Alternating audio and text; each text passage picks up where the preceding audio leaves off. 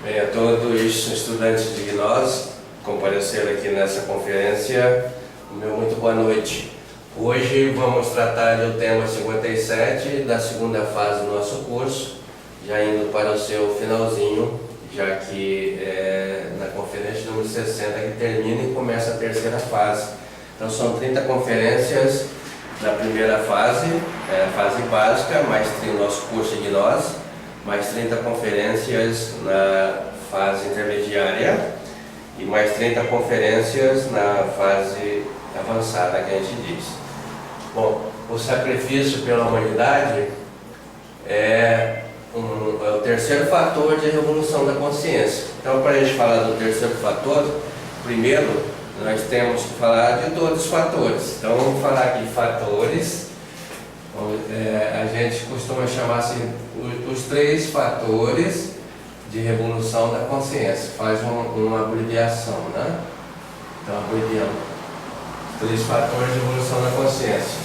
A gente já falou nele em todas as nossas aulas. O primeiro fator é o morrer, a morte dos nossos defeitos psicológicos.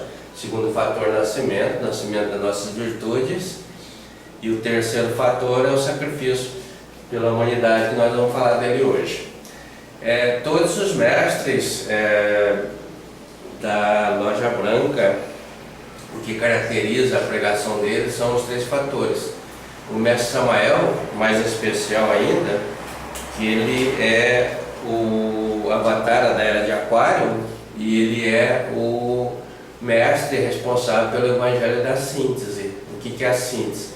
A síntese é que ele consegue reunir todas as ordens espirituais, místicas, em torno dos três fatores de evolução da consciência. Então, os três fatores se constituem na síntese, aquilo que cada religião, cada ordem espiritual deveria ter. Então, é um fator de união.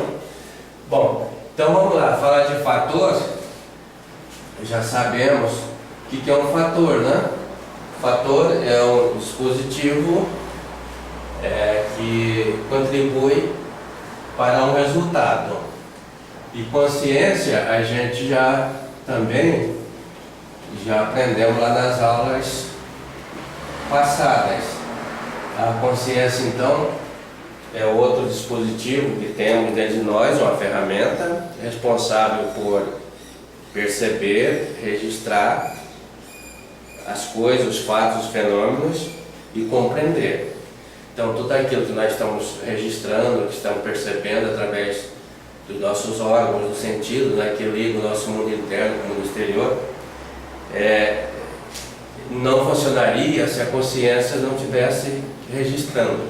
Então, a consciência é o registro de tudo. Por exemplo, agora eu estou vendo vocês, então estou utilizando do sentido da visão, estou percebendo, vendo, mas é a consciência que está registrando. Se tiver um problema da consciência, ainda que meus olhos registrem, veem vocês, eu não vou ter a noção do que está ocorrendo. Isso também acontece com a audição, com a gustação, com o fato, com todos os nossos sentidos. Então a consciência é um instrumento muito importante, né? Muito bem.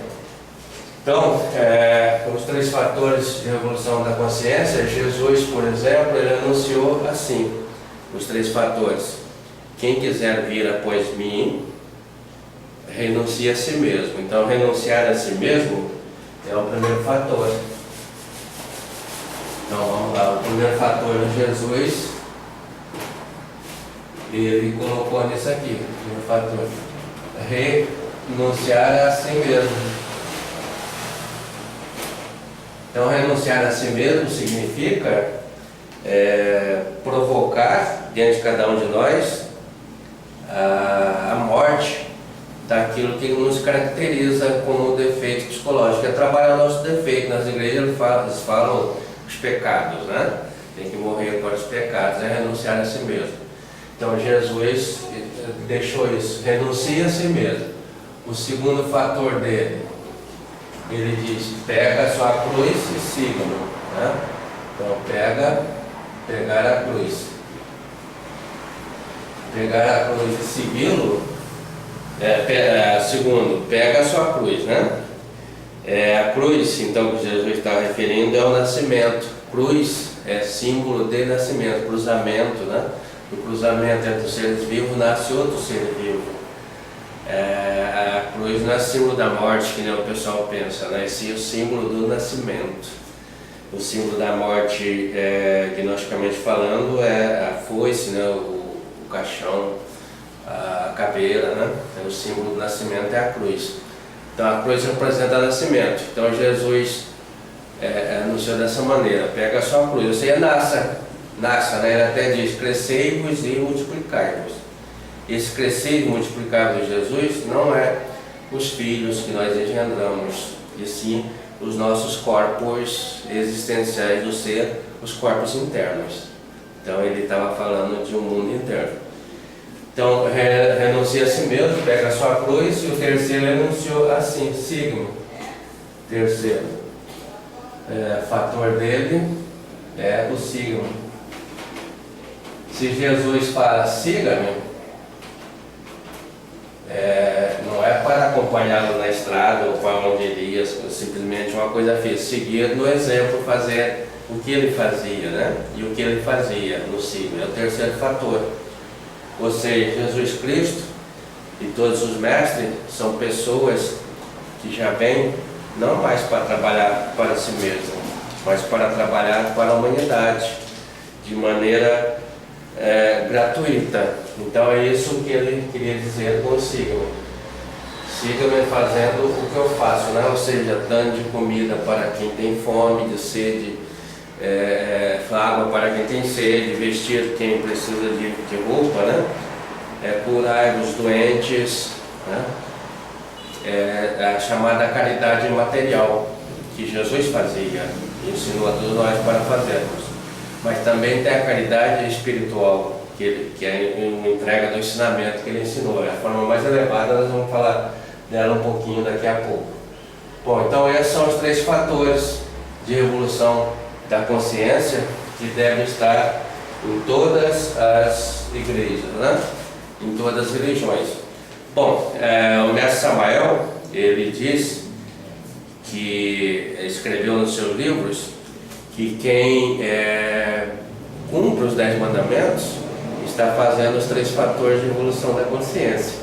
Então, para quem não sabe o que são os três fatores de evolução da consciência, nós sabemos, são os 10 mandamentos. Então, se a gente deixa de cumprir um dos 10 mandamentos, também não estamos fazendo os três fatores de evolução da consciência. Então, os 10 mandamentos nós conhecemos muito bem na teoria, precisa ver na prática se nós realmente praticamos, né? Então, há uma analogia entre esses ensinamentos, né? E esses três fatores de evolução da consciência, então, se constitui na síntese. Qualquer religião, qualquer ordem mística tem que ter os fatores de evolução da consciência, senão não é espiritual. Acontece que umas têm um primeiro fator, um pouco deles, de forma teórica, não tem o segundo. Outros praticam, que a ordem de espiritismo pratica muito o terceiro fator na forma de caridade, mas já falta lá o segundo.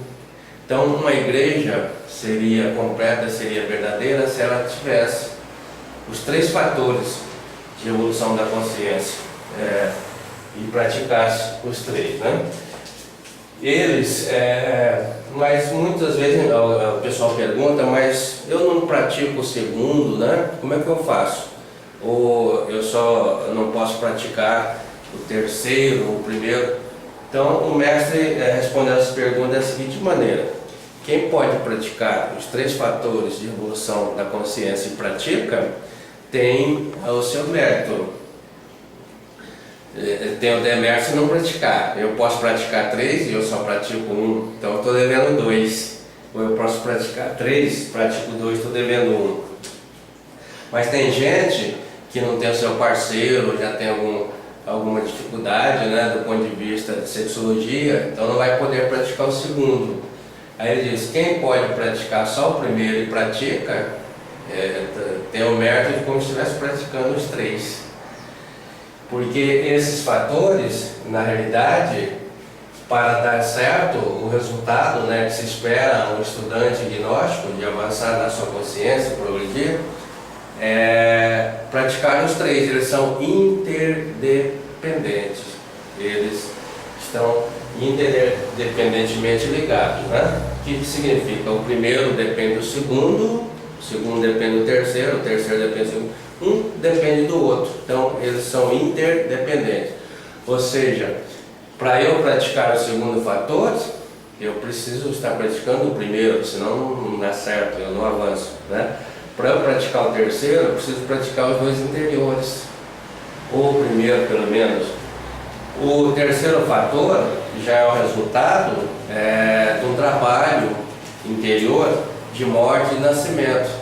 Ninguém praticaria o terceiro fator se não tivesse amor. Quem não tem amor não trabalha gratuitamente para os seus semelhantes, para os seres vivos, para a natureza. Tudo que as pessoas fazem, o comércio e tudo, né, a maneira que nós vivemos, a maneira material, é imbuído de um interesse, de um ganho, de alguma coisa, né? Agora, gratuitamente, só o amor mesmo é que levaria a pessoa a fazer algo para o seu semelhante sem esperar nada em troca e sentir-se bem. O pagamento que ele recebe é maior do que o valor monetário, porque é o sentir-se bem, sentir-se feliz, né? Isto é o amor. Então, esses três fatores nas religiões, dificilmente nós vamos encontrar uma religião que tem os três fatores, né? Como já dissemos. Ou vai ter o primeiro, trabalha, por exemplo, a Igreja Católica trabalha muito o sentido de pecado, né? Vai lá, confessa, o padre manda rezar 3 Ave Maria, alguns Pai Nosso, né? Para ser perdoado, confessar os pecados. Então, a parte do terceiro fator, do primeiro fator. Também tem o terceiro fator na forma de caridade, eles são caridosos, né? Alguns são, algumas pessoas. Mas já não tem o segundo. Qual a religião que as pessoas lá dentro né, sabem e trabalha o segundo fator, que é a Maituna, que é o AZF, que é o tantrismo, ou traduzindo a transmutação sexual, onde se obtém energia para a fabricação dos corpos. As religiões estão tão deterioradas, tão degradadas, que eles nem sabem mais o que é isso. Talvez ninguém lhe ensinou, né? E se for ensinar, vai causar revolta, tumulto, porque o pessoal não vai compreender. Então já não está completo naquilo que Jesus disse: renuncia a si mesmo, né? Pega a sua cruz e sigam. O terceiro fator em si, que nós estamos tratando hoje, então, é o sacrifício pela humanidade. Esse sacrifício pela humanidade, nós temos nas religiões de sacro ofício. Então, sacro quer dizer sagrado, ofício, trabalho. Então, toda religião só pratica o terceiro fator de evolução da consciência, o sacrifício pela humanidade, se ela faz isso de maneira gratuita, tá? Se cobrou pelo sacramento, já não está praticando o sacrifício pela humanidade, o terceiro fator. O que está fazendo na realidade, como diz o mestre Rabulô, as religiões, muitas delas, né, a sua maioria absoluta, ao invés de sacrificar pela humanidade, sacrifica a humanidade. E as pessoas também, muitos querem trabalhar pela humanidade, sacrificar pela humanidade, e acabam sacrificando, porque é um trabalho gratuito que teria que fazer, como fez Jesus, como fez Samael, né, como fez o Rabulô. Então, o que nós temos hoje nas religiões? Se cobra pelos sacramentos, cobra tanto para dizer uma missa, para celebrar um culto, se cobra para fazer um batismo, né? Muito se cobra até para dar uma extrema unção, né? E então engraçado que todas elas se diz cristã, seguidora do Cristo. E Jesus não fez isso, né? Pelo contrário, ele deu um mandamento: tudo aquilo que receber de graça, dai de graça, né? Então todos os dons que nós recebemos de Deus, o dom de cura, o dom de ensinamento, né, de ensinar para outra pessoa alguma coisa, devemos fazer isso gratuitamente, como ele deixou esse mandamento para os apóstolos: idem, né, pregar a boa nova, fazer, dar de graça aquilo que de graça recebeste.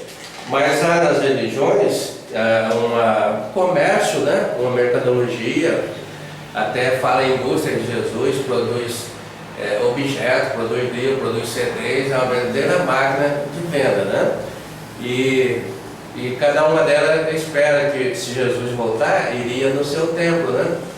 E ficaria muito assim frustrado saber que ele não iria, né? E Jesus, na realidade, ele nem foi no início, ele foi na igreja 3 vezes, a gente pode contar, registrar nas escrituras, né? A primeira quando se perdeu da Maria, a segunda lá já no templo, né? E a terceira para a sua morte, tá? Então, o ensinamento se caracteriza como sacrifício para a humanidade quando ele é gratuito, e com humildade quando fez de Jesus, mesmo na sua cerimônia do lava-pé. Ou seja, Jesus colocou os apóstolos para lavar seus pés, em sinal de humildade, dizendo que ele veio para servir a humanidade, sem receber absolutamente nada em troca. Isso é o terceiro fator de evolução da consciência.